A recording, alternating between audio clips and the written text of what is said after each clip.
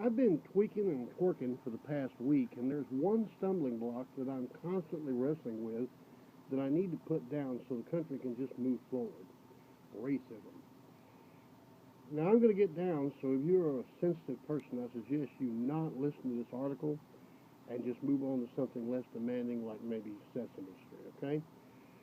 When Obama entered the White House, liberal America went into an orgasmic frenzy, and it hasn't abated to this day. Hey, I'll admit it.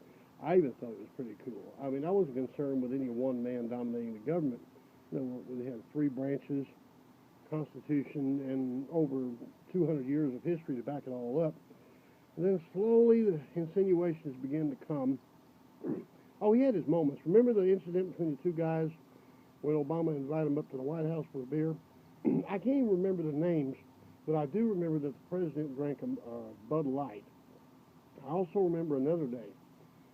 If I had a son, he'd look like Trayvon. Now let's look at that statement real close and analyze it because that's important. What Obama was saying was, I'm different. He didn't say if I had a son, he'd look like Justin Bieber.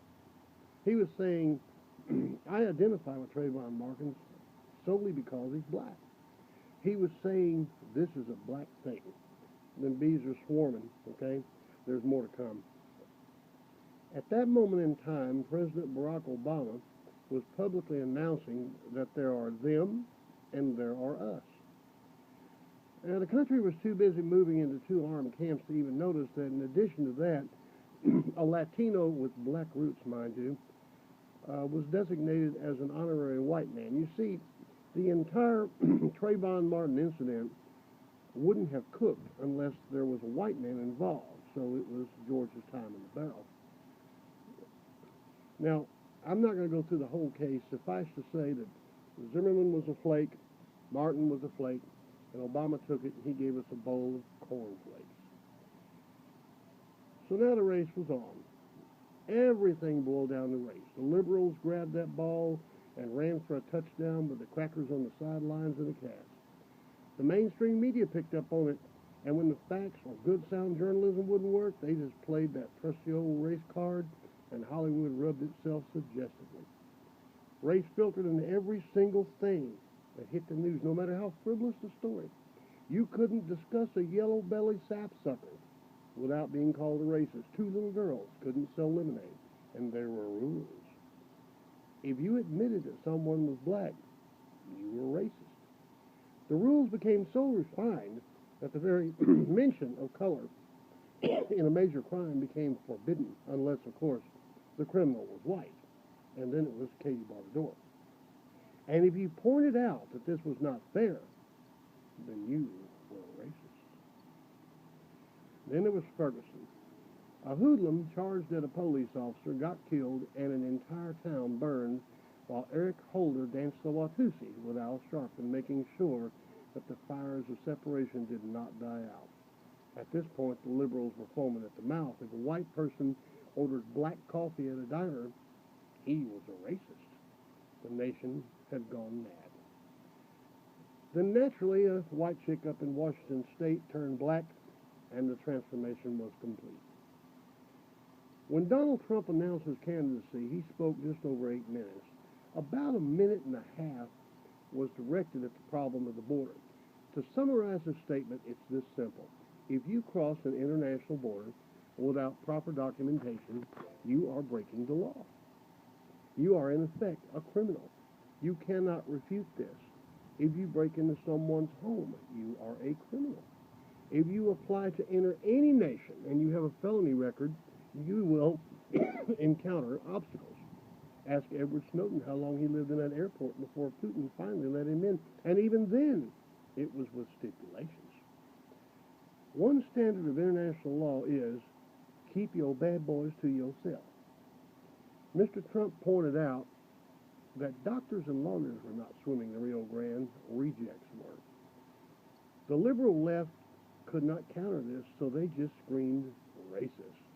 No matter how many facts substantiated his words, no matter how many women died on the pier of San Francisco, by golly, Donald Trump was a white guy, and therefore he simply must be a racist.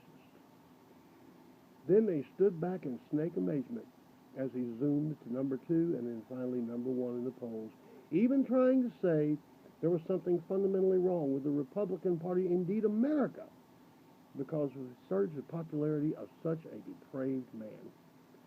No, America just got tired of the lie. America is tired of white as black, men or women. There are no borders, and sideways is straight ahead. The liberal left has constructed a glass house that is so fragile that one statement from one man has brought it all down.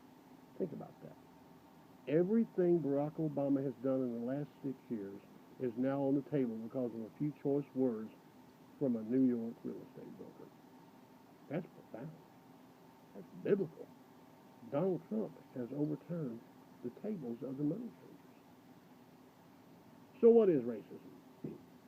Racism is when you base your opinion about strangers you've never met on unsubstantiated facts that have absolutely nothing to do with that person at all. And racists come in all colors. Take what Mr. Trump said and imagine, what if Obama had said it? Oh, well, then it wouldn't be racist because, well, you must understand, the president is black, so he gets a pass. In fact, if the president has said, we need to secure the border for the good of all Americans, flags would have waved, wine would have flowed, and there would have been a tear in every liberal eye in America. But Trump said it, and he's white. Therefore, defending America's sovereignty is forever a racist stance. Mexicans are now gringos. Shucks. It worked for George Zimmerman, didn't it? I'm just a simple old boy from Austin, but I've got a real problem getting my mind around that one. What is not racism? Admitting that America is a great melting pot. We are from different backgrounds, all striving toward a common goal. That is not racism. I have a little racism in me. I like Donald Trump. I like his ideas, yet I have some reservations because he's a Yankee.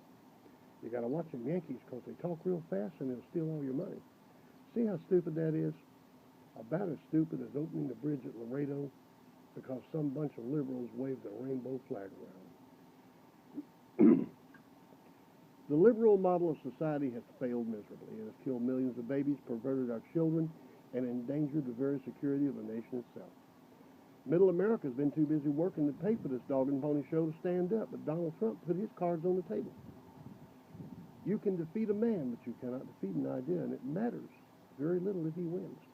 What matters now is that the people have found a voice. The people are looking around and thinking, there are others just like me.